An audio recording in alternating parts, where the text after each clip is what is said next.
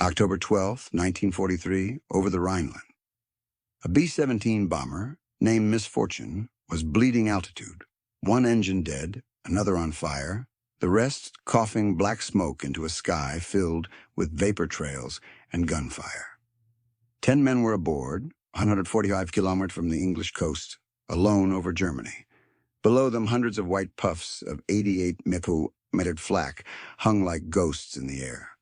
Above them, 20 Messerschmitts circled, waiting for the kill.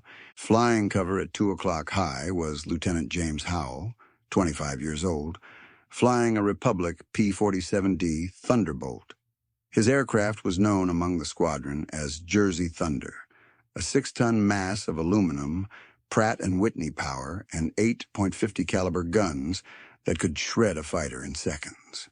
Howell had fuel for 2 more hours, ammunition for maybe 3 engagements, and a decision no pilot was ever trained to make. Bomber doctrine said, never break formation, never linger. A crippled fortress was a lost cause. Escort fighters were ordered to stay with the mainstream, not sacrifice themselves for stragglers. Howell knew those orders by heart. He'd flown 23 missions since August, seen what happened to crews who fell behind. German fighters didn't waste ammunition on mercy shots. They toyed with dying aircraft, carving them apart piece by piece until the flames reached the fuel tanks. Misfortune was falling through 19,000 FT, 1,800 me, and dropping fast. Her tail gunner's voice crackled on emergency frequency. We've lost 2 engines. Hydraulics gone. We can't hold altitude. Howell's eyes tracked the formation above, a black ribbon of bombers stretching west toward the channel. Leaving meant disobeying orders. Staying meant dying. He throttled forward, dropped flaps, and rolled inverted into a dive after the stricken B-17. At 14,000 FT, he leveled beside her right wing. The bomber's aluminum skin was shredded. Flames trailed from the port nacelle. He could see the co-pilot trying to fight the yoke, his oxygen mask blackened with smoke. The dorsal turret was silent. One gunner was slumped over his sights, unmoving. Below them, the German countryside blurred past at 400 km/h. Above, contrails twisted like scars in the thin air, and behind, a swarm of Bf-109s was closing. Howell switched his radio to the bomber channel. Stay with it. I'm here. No doctrine. No manual covered what came next. A single fighter couldn't hold off 20 interceptors. But Howell wasn't thinking about odds or survival. 10 men were inside that fortress, 10 families waiting. He dropped to 12,000 ft, positioning himself between the Germans and the crippled bomber, guns armed, fuel ticking down. The Thunderbolt's engine thundered so loud it vibrated through his bones. When the first Messerschmitt dived, Howell fired. 8 50-caliber streams converged in a single, blinding arc of tracer fire. The German exploded mid-air, scattering metal and fuel into a burning spiral. The rest broke formation, then regrouped. They'd never seen a lone P-47 refuse to run. At that altitude, above a doomed bomber and beneath a sky of predators, survival wasn't the objective anymore. It was endurance, measured in fuel, in bullets, in seconds left alive. And in that narrowing space, Lieutenant Howell was about to make a decision that would echo across every escort mission that followed. The real fight had just begun. The mission had begun 8 hours earlier, long before the fire, the smoke, and the descent toward the Rhineland. October 12, 1943, Schweinfurt, a name that already carried weight among bomber crews. The first raid in August had cost the 8th Air Force 60 B-17s in one day. But the ball-bearing factories there remained intact, and every aircraft destroyed over Germany owed part of its machinery to that city. Command had ordered a second strike. This time, 291 bombers would go back, and this time they would have escorts. At 0700 hours, the airfields across East Anglia came alive. Mechanics swarmed over thunderbolts and fortresses. checking fuel lines, clearing frost from propellers, securing bomb racks. Pilots moved silently through briefings, target grids, altitude corridors, interception estimates.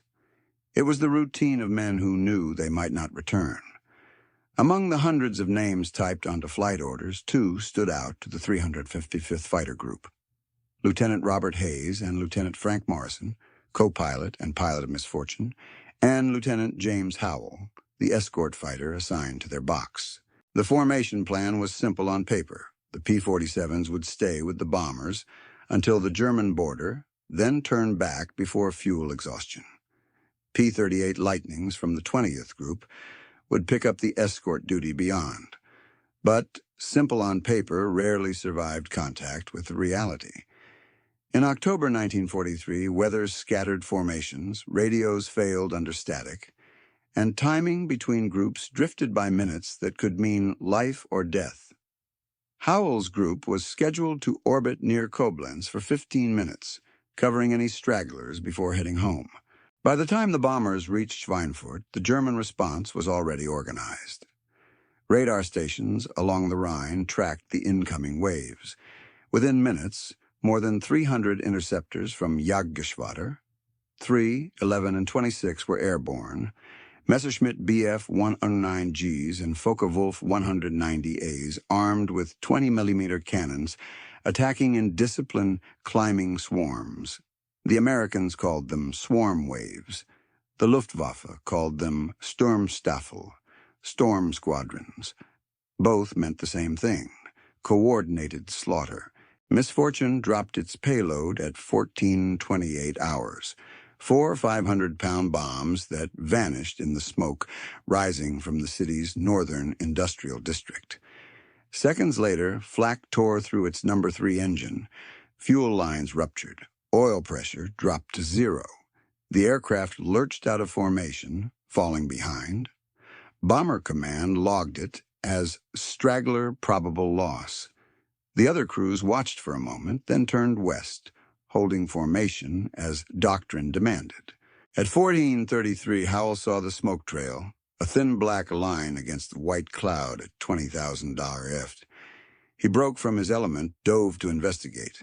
Now, the crippled fortress was losing altitude at 100 feet per second. 2 engines were out. The rest of the escort had already crossed into cloud cover. Howell knew he was alone. Inside Misfortune, Hayes fought the controls, while Morrison tried to feather the dead propeller. The intercom filled with static, punctuated by short bursts of voices, the navigator shouting about flak bursts at 6 o'clock, the engineer reporting fire in the No. 2 nacelle. Oxygen masks blackened with smoke. The waist gunners were coughing blood from concussion shock. 10 men in a burning aircraft with half of Europe beneath them. When Howell came alongside, the bomber's dorsal guns turned toward him, reflexive, defensive, terrified. He rocked his wings in recognition. The top turret pivoted away.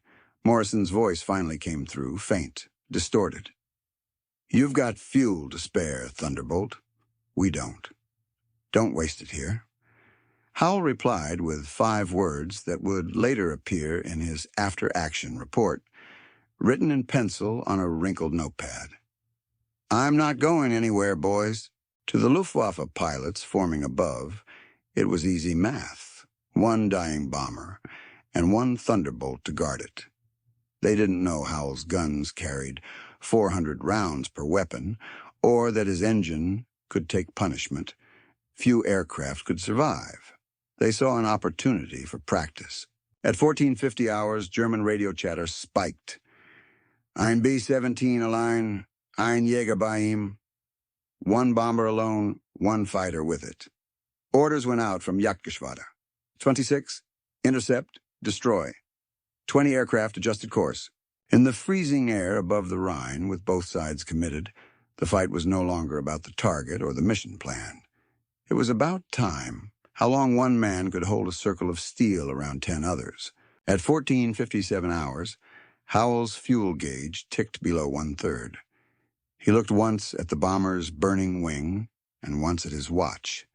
His decision was final.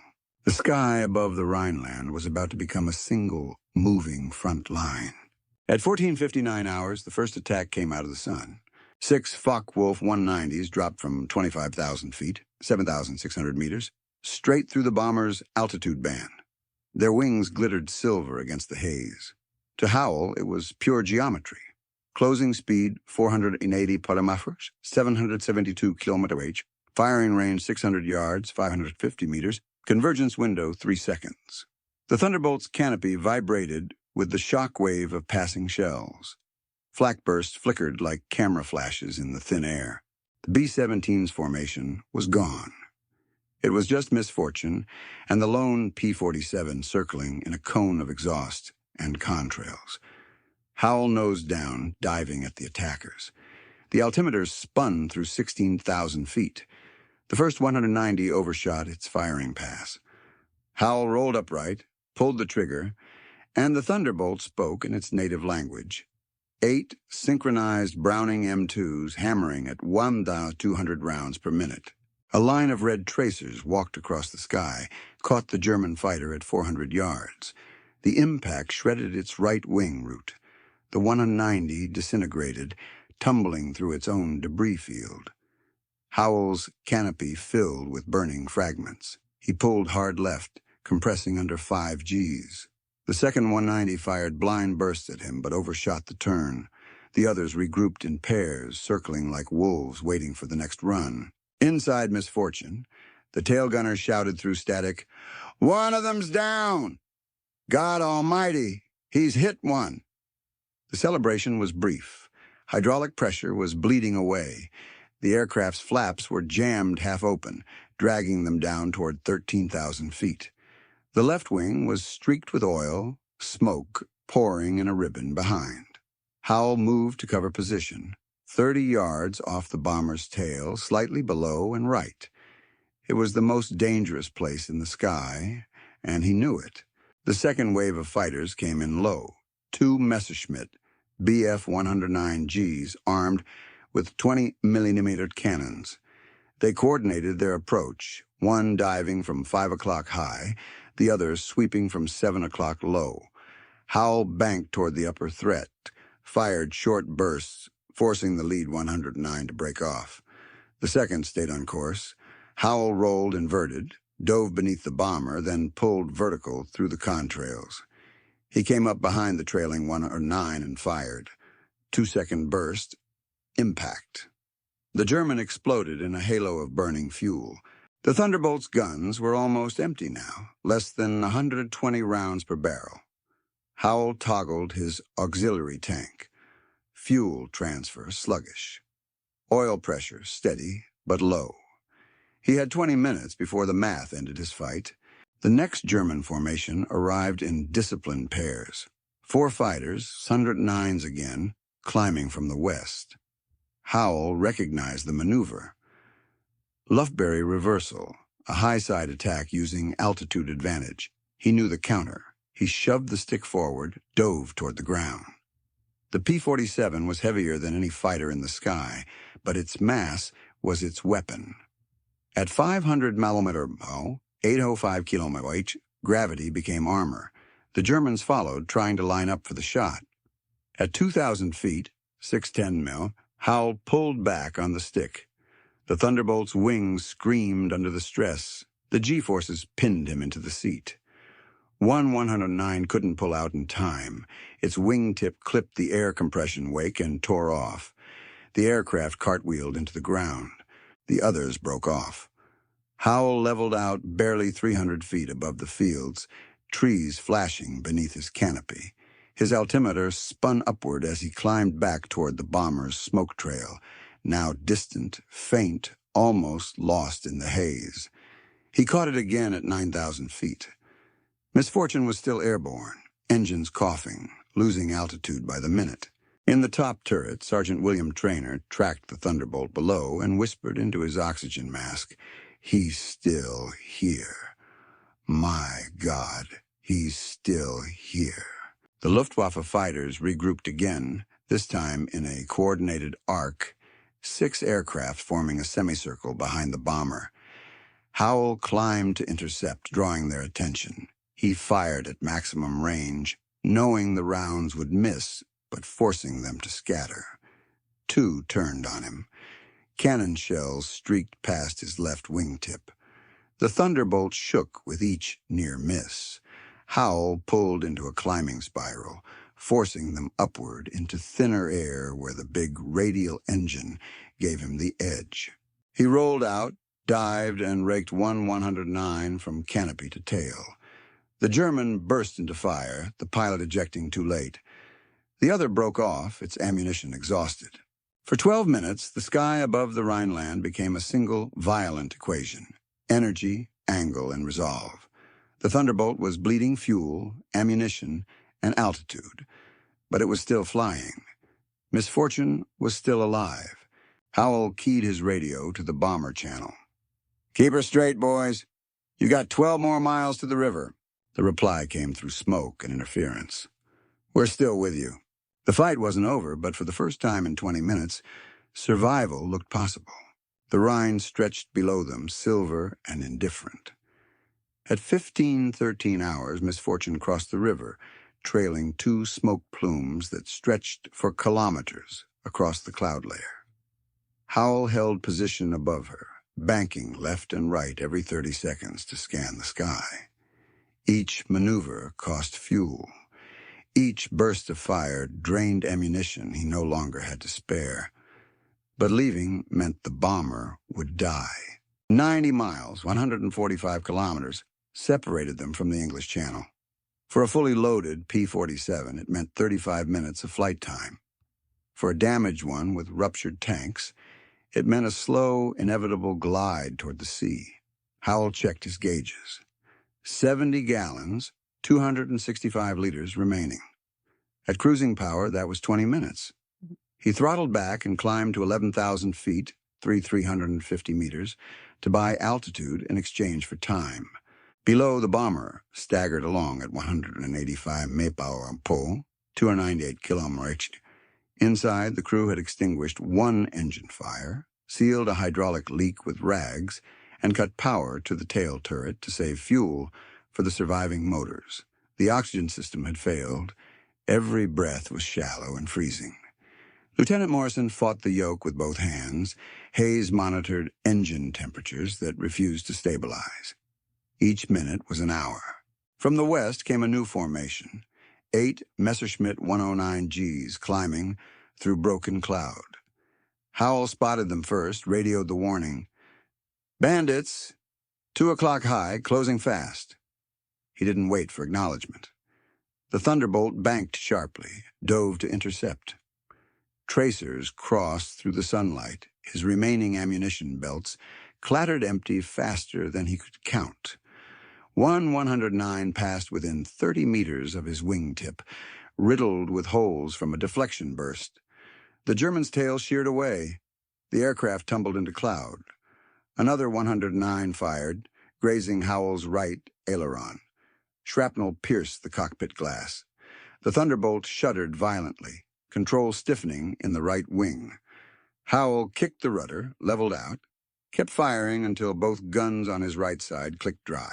5 enemy fighters remained. The bomber continued west, losing altitude toward the clouds, each propeller stroke slower than the last. Howell knew the Germans would come for the easier kill.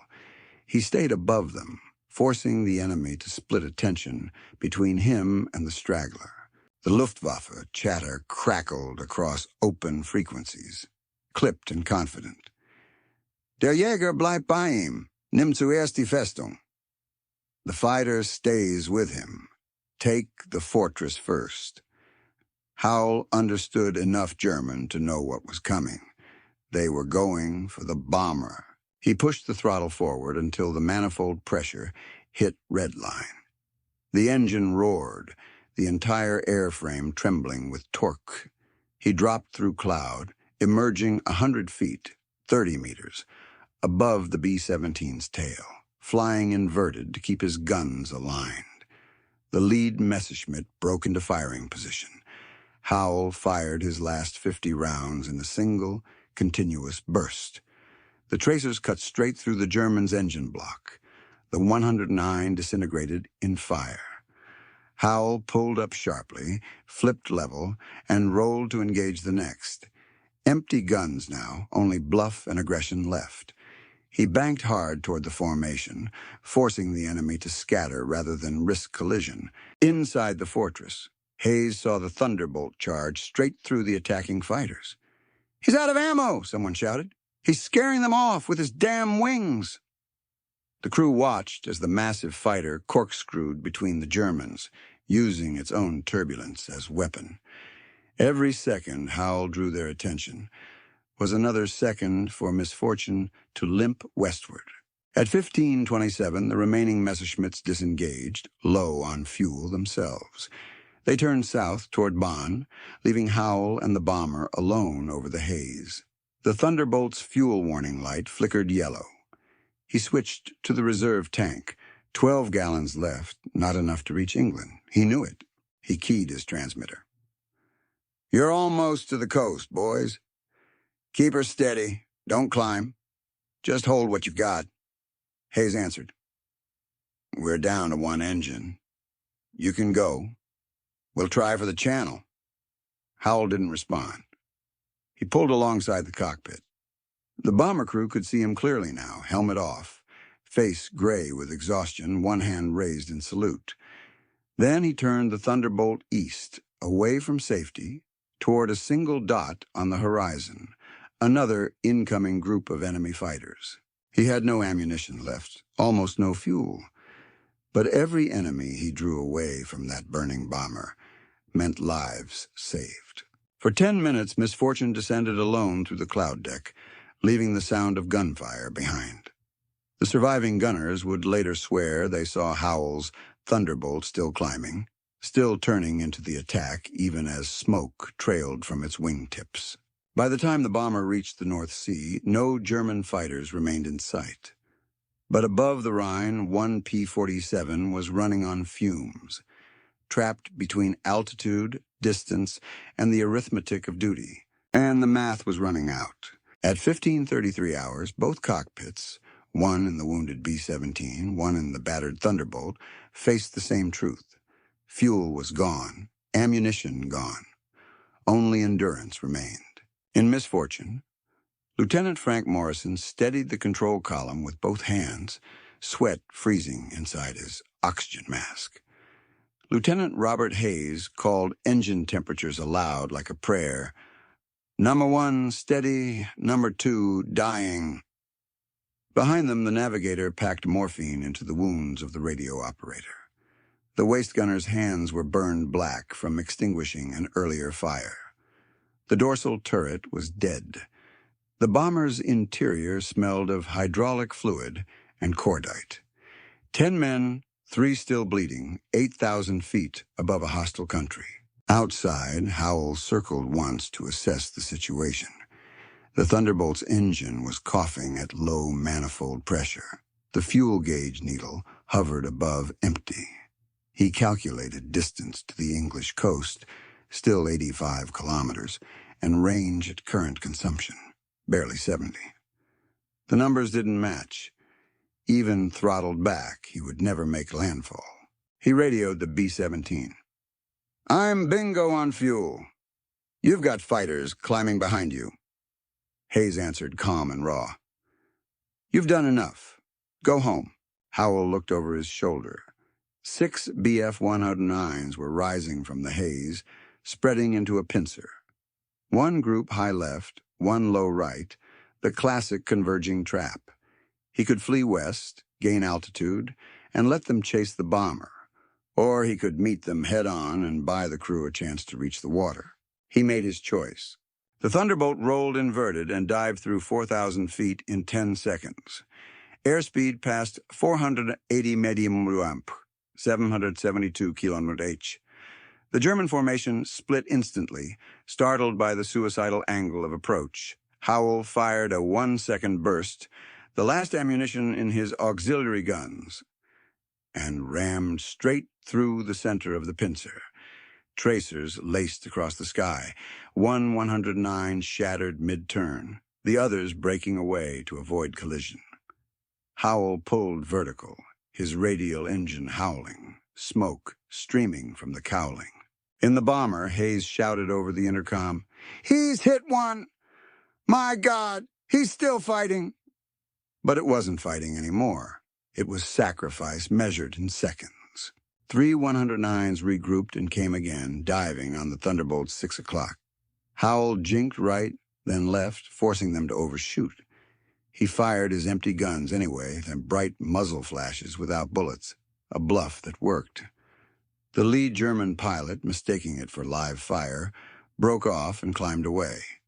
Howell used the moment to roll under the bomber again, positioning himself between the fortress and the remaining attackers. At 6,500 feet, his oil temperature spiked. The engine had begun to starve. A thin trail of black smoke followed him wherever he turned. The B-17 was down to one functioning propeller. Every revolution looked like the last. In Howell's cockpit, a single decision remained. If he stayed in the air, the engine would seize. He could bail out over occupied France and spend the rest of the war as a prisoner, or he could stay close, cover the bomber until fuel ran dry, and ditch in the channel if luck held. He glanced once more toward the western horizon, the line of faint blue that meant home, and keyed his radio for the last time. "I'll stay with you as long as I can." Hayes didn't answer. He was too busy keeping Misfortune level. The crew could see the Thunderbolts sliding into position on their starboard wing, engine sputtering, canopy streaked with oil. It flew steady for another minute. Then the cough deepened into a metallic knock. The propeller slowed. The P-47 began to glide. Hayes watched it dip slightly below their wing, then pull back into formation, like a tired animal refusing to fall behind. The German fighters saw the same thing and hesitated. No one wanted to waste ammunition chasing a dying machine. Howell's Thunderbolt was smoking so heavily it looked already finished. For 3 more minutes it held station. Every meter closer to the sea cost another liter of fuel. At 1541 hours over the Belgian border, Howell's engine seized. The propeller froze at a half-turn. He was now a glider escorting a crippled fortress through the haze. He trimmed nose down to maintain speed, matching the B-17's descent rate. The crew inside Misfortune realized what he was doing.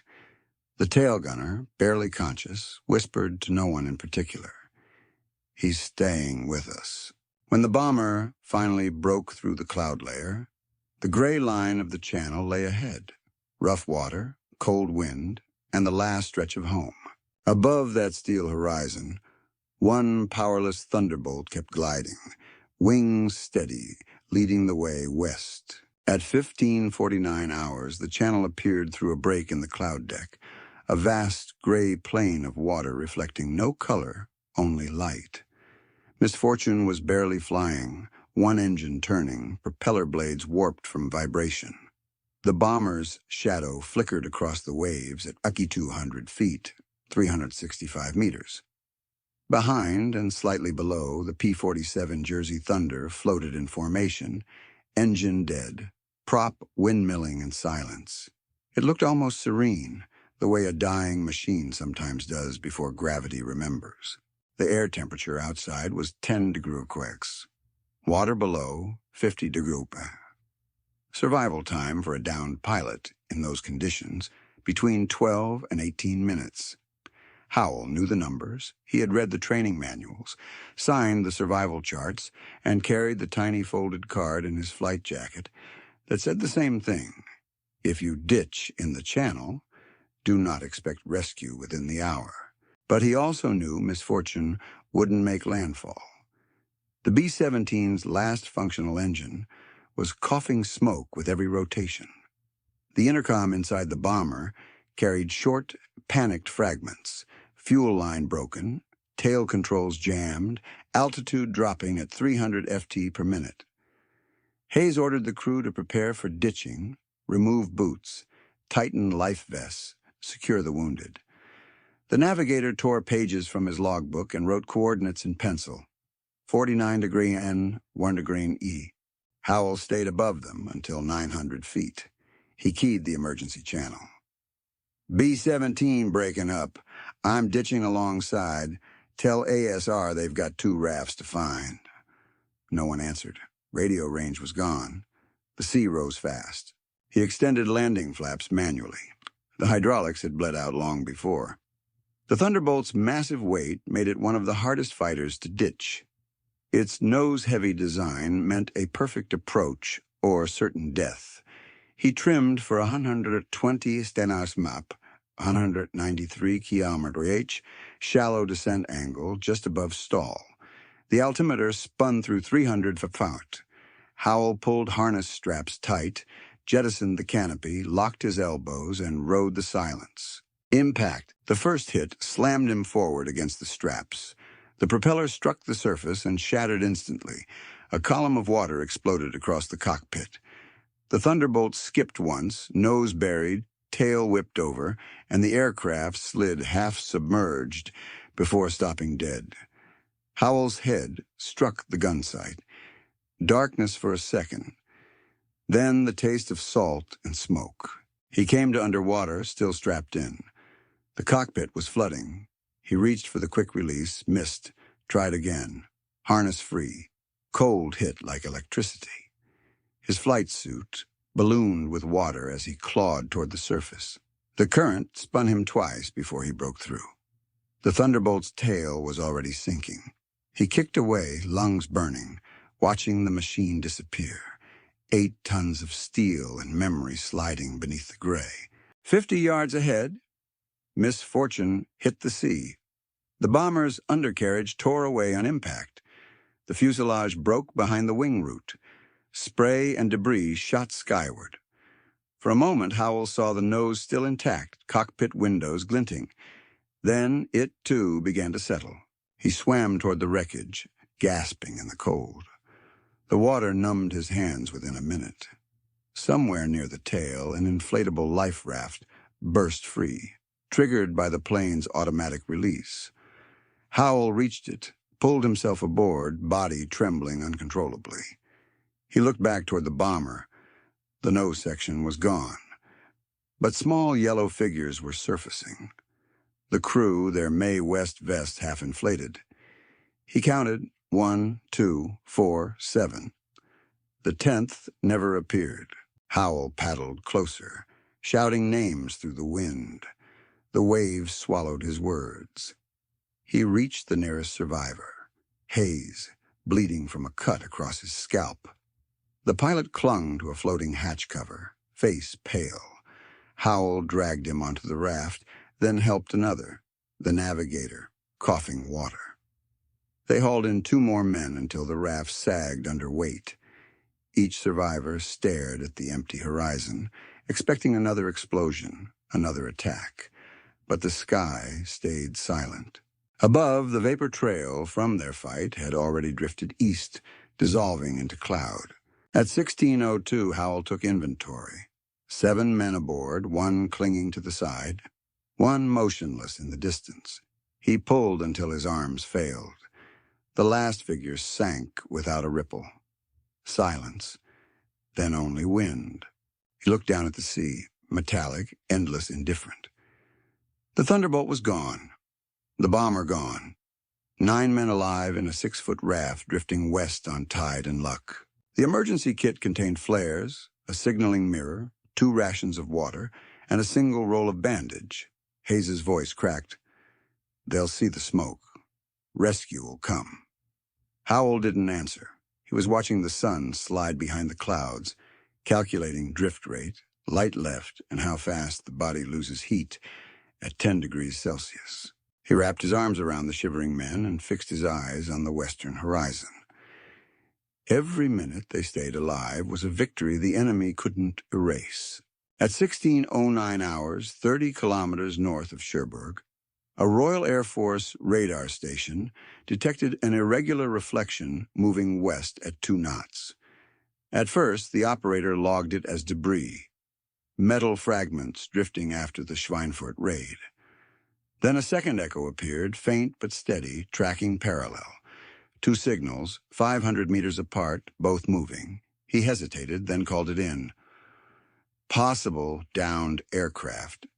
Grid 49 degrees north, 1 degrees east. Air Sea Rescue Command issued the scramble order within 4 minutes. Launch 178, a 63-foot high-speed rescue launch stationed at Dover, departed its pier at 16:20, engines driving twin wakes across the gray water. On board, 6 men, a medic, 2 gunners, a wireless operator, and a captain who'd fished more airmen out of the channel than he could remember. They'd all heard the same report. 1 fortress, 1 fighter, both ditched, unknown survivors. Meanwhile, in the raft, Howell's world had shrunk to a 6-foot circle of yellow rubber and 9 lives fading in and out of consciousness. He'd stripped off his gloves to check pulses, losing sensation in his hands almost immediately. The navigator was hypothermic. The waist gunner had stopped talking entirely. Hayes, half awake, kept repeating the same phrase. "Keep your eyes open, Jimmy. They'll find us. They have to." The sea had risen since the ditching. The raft pitched in 3-meter swells. Howell tore the instruction label from the emergency kit to patch a puncture in the sidewall.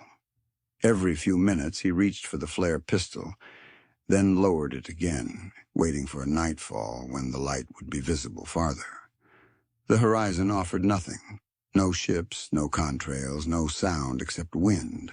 At 16:47, a formation of Spitfires returning from coastal patrol spotted something below. Flight Lieutenant Morgan, flying lead, saw the flash of yellow and smoke residue. He broke formation and dived to 1,000 feet, 305 meters. Through the spray, he counted 7, maybe 8 figures clinging to a raft. He keyed his radio. "Mayday survivors. Channel sector. Marking position." He circled once, wagged his wings, and dropped a dye marker, a bright green bloom spreading across the waves. Then he climbed back into the clouds, fuel low, trusting the coordinates had reached Dover. It took 51 minutes for Launch 178 to reach them. By then, the daylight was fading into a steel dusk. The sea swallowed sound, so the survivors didn't hear the engines until the rescue craft was almost on top of them. Howell saw a black silhouette cutting through the mist, a bow wave, white hull letters, the roar of British engines. Relief came without celebration. He just lifted one arm, barely, and held it there until someone answered with a flare. The rescue crew pulled them aboard one by one. Hayes was semi-conscious, pulse faint but steady. The navigator shivered violently. The medic wrapped him in blankets. 2 men couldn't move at all. Shock had frozen their limbs stiff. Howell was last. He refused the rope ladder, insisting the wounded go first. When they finally hauled him up, his flight suit was stiff with salt and oil, his lips blue. He collapsed on the deck, still holding the flare pistol. The medic noted their times. Ditching at 15:49, recovery at 17:38. 8 survivors, 1 confirmed lost. Estimated survival window exceeded by nearly 40 minutes. The official record later described it as prolonged exposure beyond expectation. As Launch 178 turned west toward Dover, the men huddled under blankets, silent except for the engine's rhythm. Howell sat near the stern, eyes fixed on the horizon. Every few minutes he looked east, as if expecting another fighter to appear through the mist. The medic offered morphine. Howell refused. "Just get them home," he said. At 19:04, the rescue boat crossed into British waters. Signal lights from the Dover cliffs blinked confirmation. In the official report, the navigator would later write one line in pencil: "We never would have made it without the Thunderbolt." RAF debrief officers recorded the details with clinical detachment. One P-47 pilot remained with a crippled bomber for 90 miles under attack, expended all ammunition, ditched alongside, coordinated survival. Estimated loss prevented, 9 lives. Howell slept only after the boat docked. His hands were too swollen to remove his gloves. Salt crystals had formed along his sleeves. When the stretcher team arrived, he refused it, choosing instead to walk beside the others, limping, unsteady, but upright. That night, the channel lay calm again. The air-sea station recorded light winds and 0 radar contacts. Nothing in the log hinted at what had happened in that square of water hours earlier. Just another routine rescue entry in a war where miracles were never called miracles. At dawn on October 13th, the survivors of misfortune lay in cots at RAF Manston's field hospital. Salt-crusted uniforms, bandaged hands, eyes red from windburn. Their debriefs lasted less than an hour. Every answer followed the same pattern. Enemy fighters, ditching, rescue. But when each man reached the same question, "What happened to your escort?" Silence settled over the room. No one knew. Lieutenant James Howell's Thunderbolt had been seen gliding low above the water during the final minutes of the ditching, but when the RAF launch arrived, there was no trace, no wreckage, no oil slick, no parachute. The official record listed him as missing, presumed drowned. It would remain that way for 48 hours. On October 15th, a French fishing vessel out of Etretat hauled in its nets 2 miles off the coast. Tangled among the catch was a soaked leather flight jacket, marked Lieutenant J. Howell, 355th Fighter Group. They found him clinging to the edge of a life raft made from his P-47's emergency float pack, still conscious, half blind from salt exposure. He had drifted for nearly 30 hours, carried north by the Channel tide. His survival defied both physiology and probability. When he was brought ashore, RAF personnel asked how he'd stayed alive. He said only, "I couldn't leave them in the water alone." His hands had swollen until the skin split under the salt. He could barely stand, but his first request was for the names of the bomber crew. He wanted to know if they'd made it. When told that 8 had survived, he nodded once and asked for a cigarette. The press never heard about it. The Schweinfurt raid had cost the 8th Air Force 60 bombers, over 600 airmen, lost in a single day. The loss reports buried everything else beneath the statistics and tonnage. Howell's name appeared only in an internal dispatch from the 355th Fighter Group. Pilot returned against odds. Conduct exemplary. Pending citation. 3 weeks later, he stood before a board of officers in a drafty hangar in East Anglia, wearing a borrowed uniform. His commanding officer, Colonel Edwin Powers, read from a prepared statement. "Lieutenant Howell, you abandoned formation in violation of escort orders, remained with a disabled bomber over enemy territory, engaged numerically superior enemy aircraft, and exhausted your ammunition and fuel defending your assigned unit. Your actions directly resulted in the survival of 8 crewmen. You are hereby recommended for the Distinguished Service Cross." Howell said nothing. The citation moved through channels, stalled, and eventually reached Washington, where it joined hundreds of others awaiting review. The medal was approved but never presented in wartime. It would sit in a file marked "Pending Next of Kin" until 1948. In the weeks after the raid, the men of misfortune were reassigned. Hayes recovered slowly, his vision never the same. Morrison returned to flight status and finished his tour by March 1944. Every letter he wrote to home mentioned the same line. "We're still here because of one man." Howell flew 6 more missions. Each time, he stayed longer than fuel discipline allowed. Pilots joked that he measured endurance by conscience, not gauges. Ground crew called his plane the Shepherd.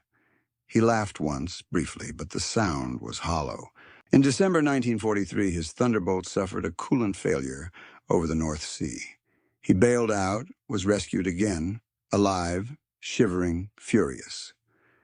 "I was done," he told the flight surgeon afterward. But the weather decided otherwise. He rotated home in February 1944, 30 missions completed. He never spoke publicly about Schweinfurt. In interviews decades later, surviving bomber crews still called him the man who wouldn't turn back. The war went on without pause. Schweinfurt was bombed again the following year, this time with long-range escorts that reached Germany and back. The doctrine had changed. Fighter pilots were now encouraged to stay with crippled bombers when feasible. In the small print margins of the 1944 escort manual, a note appeared. Independent defense of stragglers may be conducted at pilot discretion.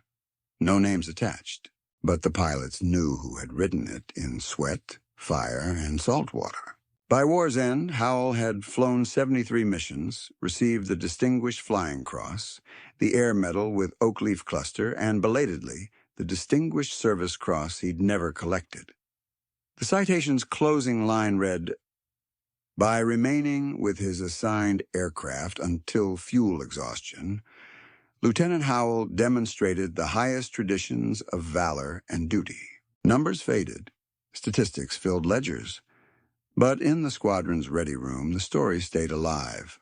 The lone thunderbolt that refused to turn for home, that fought 20 fighters for 90 miles, that ran out of bullets, fuel, and luck, but never out of loyalty. History calls them missions. The men who lived them called them debts paid in full. The channel was quiet the next morning.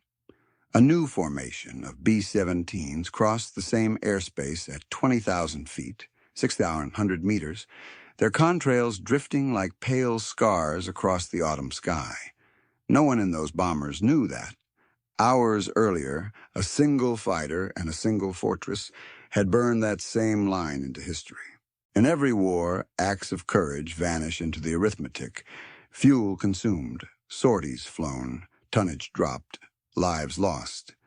Reports reduce them to lines on a chart, names on a roster. But the story of Lieutenant James Howell doesn't read like a statistic. It reads like an equation, rewritten by conscience. 10 lives divided by one man's refusal to turn away. The men who flew escort in 1943 called it staying with the cripple, a phrase that meant death more often than duty. The Luftwaffe hunted those stragglers for sport, knowing any pilot who stayed behind would fight alone. Howell stayed anyway. No witness, no glory, no calculation of survival. Just a decision in the gray light over the Rhine to give everything he had left to a machine that couldn't fly and to men he barely knew. When the war ended, thousands of pilots went home, built lives, raised families. But some never escaped the sound of engines winding down. Howell was one of them. He settled in New Jersey, flew civilian cargo, never spoke of Schweinfurt. His logbooks ended with a final notation written in his own hand. Fuel exhausted, mission complete. In 1947, at a reunion of the 100th Bomb Group, Hayes saw him again for the first time. The two men sat in silence for several minutes before Hayes finally said, "We thought you were gone." Howell replied, "I was, for a little while." Then he smiled faintly and changed the subject. They never spoke of that day again. Years later, a historian compiling records from the Schweinfurt raids came across Howell's name in an after-action report. Next to the mission line was a single remark from his commanding officer. He stayed until he couldn't. That was all. No embellishment, no adjectives. Just 7 words that describe something the manuals could never teach. The moment when duty stops being an order and becomes a choice. The P-47 Thunderbolt was never a graceful aircraft. It was heavy, loud, ungainly. It couldn't climb like a Spitfire or turn like a Messerschmitt, but it could take punishment and still come home. In that way, it mirrored the men who flew it, flawed, battered, impossible to break until the very end. Howell's Jersey Thunder now lies somewhere beneath the cold gray water of the Channel, a silent monument to that truth. History tends to remember victories by numbers, bombers destroyed, cities leveled, wars concluded. But sometimes it's measured differently. Sometimes it's a man in an empty cockpit, gliding on dead engines, guiding others toward a horizon he will never reach. Howell's flight changed nothing in strategy. It won no battle, altered no campaign. And yet, within the narrow space of those 90 miles, it captured something unquantifiable: the endurance of decency under fire, the willingness to give without promise of return. Every war reduces men to instruments.